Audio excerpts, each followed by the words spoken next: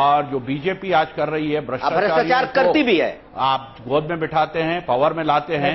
जी सुनिए बात तो सुनिए, सुनने की ताकत रखिए आप। जी नितिन गडकरी जी जो भ्रष्टाचार में जुड़े हुए हैं, आप उनको नेशनल प्रेसिडेंट बनाते हैं। बंगारू लक्ष्मण जो भ्रष्टाचार में पकड़े जाते हैं उनको रिहेबिलिटेट करते हैं। आप कारगिल के कॉफिन्स बेच देते हैं, कारगिल के सेस को आप गैर जिम्मेदारान तरीके से खा लेते हैं और वहां पे एक प्राइम मिनिस्टर के दामाद उसका नाम आता है। तो भ्रष्टाचार पूरे मुल्क में है। भ्रष्टाचार के लड़ने के लिए हिम्मत हमारे पास है। लेकिन मुल्क में सत्ता सबसे ज्यादा आपकी रही। आप खान साहब यहाँ पर सवाल मोदी यही कह रहे हैं कि सबसे ज्यादा सत्ता आपकी रही तो सबसे ज्यादा जिम्मेदारी आपकी बनती थी। जी भ्रष्टाचार जो है ये एक ऐसा मुद्दा है जो बढ़ते बढ़ते बढ़कर आया है और आज हम उसकी अहम जो है समझते हुए हम ऐसे कानून लाए हैं जिससे हम इससे लड़ सके और इसको खत्म कर सके। मगर बात यहां पे यह है कि भ्रष्टाचारियों को आप जो बात कर रहे हैं आज मोदी जी और आप उनके हमारे रामेश्वर जी, आप किस तरीके से इसके बारे में सवाल उठा सकते हैं? रामेश्वर जी जब खुद के घर अगर शीशे के तो दूसरों पर आप पत्थर कैसे उठाएंगे? अगर येदियुरप्पा जिनकी कुर्सी तक जानी पड़ गई थी भ्रष्टाचार के आरोपों के बाद, अगर उनका हाथ थाम कर आप भ्रष्टाचार पर सवाल उठाएंगे तो सवाल आप पर भी उठेंगे। एक मिनट फिर बिल्कुल। अभी इन्होंने नितिन गडकरी जी का सवाल उठा दिया। आज आपके टीवी पर ही बहस में देख रहा हूं, दिन भर 2 दिन से चल रहा है केजरीवाल का झूठ, एक पर की झूठ। नितिन गडकरी के खिलाफ लगाया, सरकार दोनों जगह इनकी, उनके खिलाफ क्या पाया इन्होंने? कपिल जी हम आपके पास आएंगे, रामेश्वर जी को अपनी बात खत्म करने आया है जिसकी जी बोलिए। एक मिनट, आइए उनकी सरकार चलवाते हैं दिल्ली में। येदियुरप्पा जी पर कौन आप लोग कहां सजा हुई है? तब तो इनके सारे मंत्रियों को रिजाइन करना चाहिए था। शीला दीक्षित क्यों नहीं रिजाइन दी? वो भ्रष्टाचार का आरोप सीए जी ने लगाया था, हमने नहीं लगाया था। पीएम हाउस पर सीए जी ने लगाया, वो कौन मंत्री थे? ये प्रूफ भ्रष्टाचार है। दूसरी बात, कपिल जी यहाँ तो दोनों एक दूसरे को ज्यादा भ्रष्ट साबित करने में लगे हुए हैं। बेसिक चीज ये है कि कहीं ना कहीं दोनों इस मुद्दे को लेकर पाक साफ नहीं है। तो आपकी पार्टी का क्या स्टैंड? सवाल दोनों के मुद्दे का नहीं है। कहाँ भ्रष्टाचार? कौन हमारा नेता भ्रष्टाचार में जेल में है? बताइए सर, कौन जेल में है भ्रष्टाचार में? हमारा नेता कांग्रेस के भ्रष्टाचार कांग्रेस में मैं कांग्रेस में मैं पूछना चाहता हूँ भ्रष्टाचार हुआ? कपिल जी जवाब दे रहे हैं आपकी बात का, सुनिए तो सही रामेश्वर जी। रामेश्वर जी सुनिए तो सही। कपिल जी आप दोनों के भ्रष्टाचार का बही खाता लेकर आएंगे। केजरीवाल साहब के पास पूरा बही खाता होता है। नहीं, लेकिन मैं एक मिनट अपनी बात पूरी कर दूं। जी बोलिए कपिल जी, मैं आप ही को मौका दे रही हूं। चौरसिया साहब बोलने नहीं दे रहे थे। हाँ, मैं ये कह रहा हूं कि जब भाजपा और कांग्रेस एक दूसरे के घोटाले गिनाने शुरू करते हैं तो दुख भी होता है और हंसी भी आती है। और एक आम आदमी यही कह सकता है कि कांग्रेस बीजेपी भाई भाई, देश बेचकर खाई मलाई। तो यानी कि दोनों ही भ्रष्ट हैं, आपका कहना है? कुछ है कहने को आपके पास?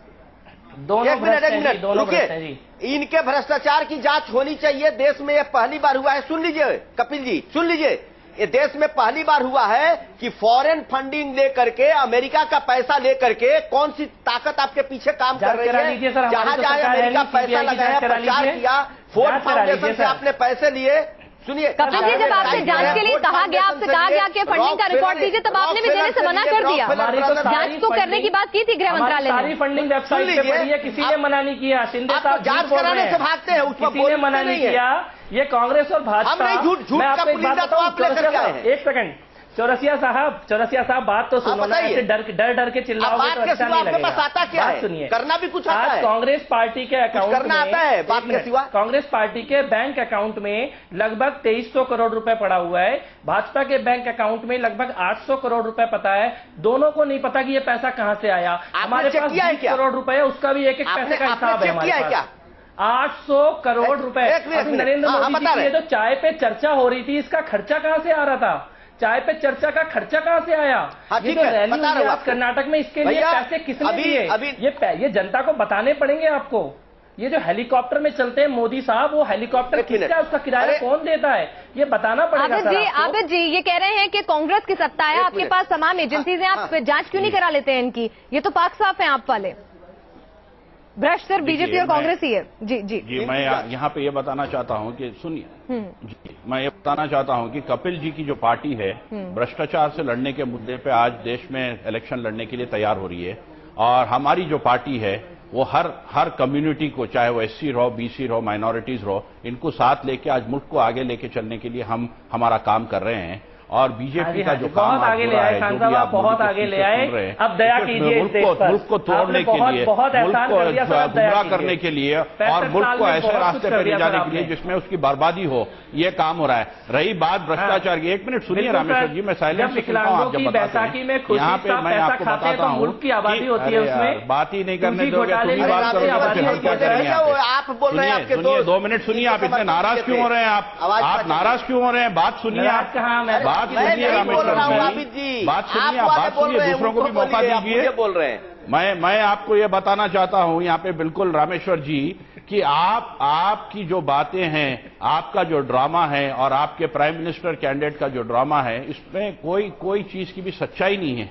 जो भी उन्होंने बात करते हैं दिल से लगाकर बात करते हैं। आप गुजरात मॉडल को डेवलपमेंट मॉडल बता रहे हैं, तो आप ये देखिए कि गुजरात में क्या डेवलपमेंट है। वहां तो बच्चे भूखे मर रहे हैं, वहां पे औरतें परेशान हैं, वहां पे चलिए आगे बढ़ते हैं। शायद भ्रष्टाचार का ऐसा मुद्दा है जिसको मुद्दा बनाकर आप जो है यहां तक आ गई है। सिर्फ 1.5 साल पुरानी पार्टी होने के बावजूद भी ये कामयाबी हासिल की है, तो कहीं ना कहीं मुद्दा तो है, और जिसको आप कांग्रेस की खामियां गिनाना शुरू करते हैं और बीजेपी कांग्रेस की खामियां गिनाना शुरू करती है। कपिल, हम आएंगे आपके पास भी, लेकिन अब एक और मुद्दा बोला है मोदी ने आज, सांप्रदायिकता, वंशवाद और परिवारवाद। अच्छा चलिए बोल लीजिए, फिर अगले मुद्दे पर आते हैं। एक लाइन सुन लीजिए, बोल लीजिए।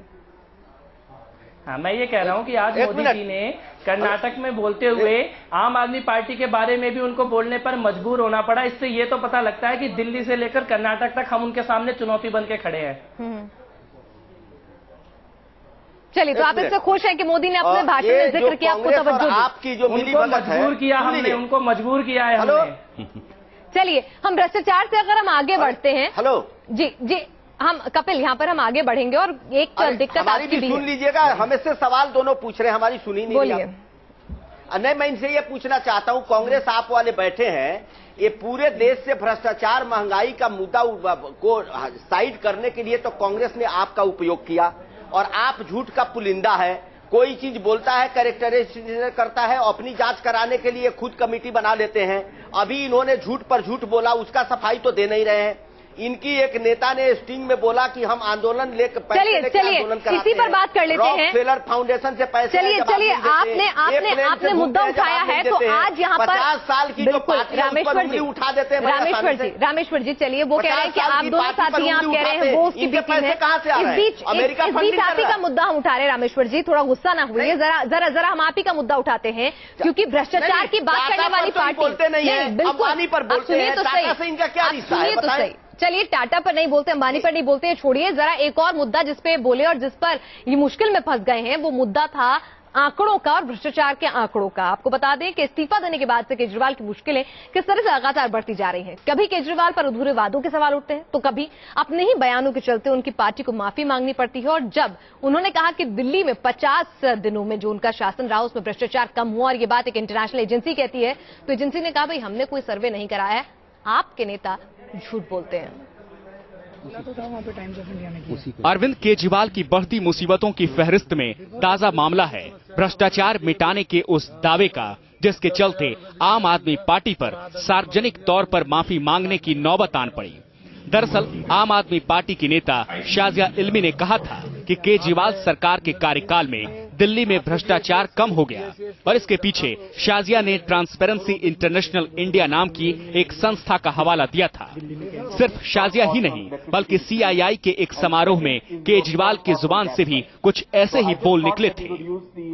अभी मैं नहीं कह रहा, इंडिपेंडेंट सर्वे हो रहे हैं दिल्ली के अंदर, जो ये कह रहे हैं कि दिल्ली के अंदर पिछले 1.5 महीने के अंदर कटिंग एज पे the corruption has come down very substantially. 65 साल में जो करप्शन ये लोग कम नहीं कर पाए, 1.5 महीने के अंदर अगर हमने 20% 30% करप्शन भी कम करके दिखा दी, कोई छोटी बात नहीं होती। और कहते हैं हमें गवर्नेंस नहीं आती। आम आदमी पार्टी के नेताओं ने दावे तो कर दिए, लेकिन जब ट्रांसपेरेंसी इंटरनेशनल को इन दावों का पता चला तो उसने ऐसा कोई सर्वे करने से साफ इनकार कर दिया। एजेंसी ने एक प्रेस नोट जारी कर इसे गलत बताया। एजेंसी के एग्जीक्यूटिव डायरेक्टर आशुतोष मिश्रा ने इस दावे का खंडन भी किया। ट्रांसपेरेंसी इंटरनेशनल इंडिया ने अभी तक तो कोई ऐसी स्टडी नहीं की है, जैसे बोली गई पब्लिश या अनपब्लिश रिपोर्ट, ऐसी हमारे पास कोई रिपोर्ट भी नहीं है। और ना ऐसी कोई रिपोर्ट है जो अनपब्लिश भी है। तो हमारी तरफ से ना कोई ऐसा सर्वे हुआ है, ना कोई ऐसी रिपोर्ट प्रिपेयर की गई है। दावों की पोल खुली तो सियासी हलकों में सरगर्मी बढ़ गई। केजरीवाल और उनकी आम आदमी पार्टी विरोधियों के निशाने पर आ गई।